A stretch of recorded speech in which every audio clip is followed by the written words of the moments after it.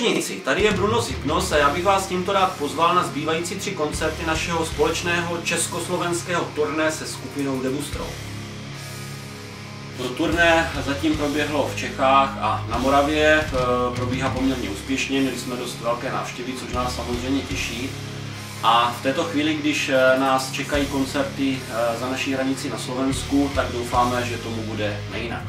My jsme na začátku této šňůry avizovali, že to bude šňůra na podporu naší nové desky The White Crow. Ta deska bohužel ještě venku není, vyjde až na jaře příštího roku, nicméně nové album mají Debustrol. Jmenuje se Válka a mě osobně na něm překvapuje zejména zvuk, který snese nejpřísnější světová měřítka.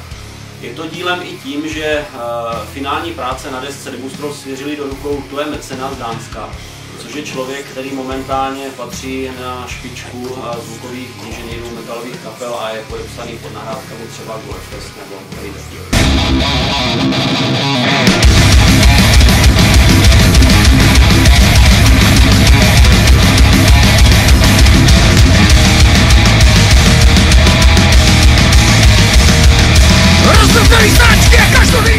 My sebou na Slovensku nepřivezeme jenom hudbu, přivezeme i CDčka, LPčka nebo i tyto úžasné kostýmy, které můžete teďka vidět na mě.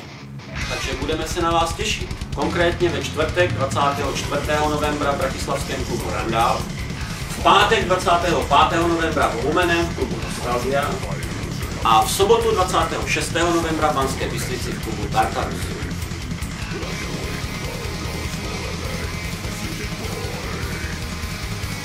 Takže Slovensko, řítíme se na vás!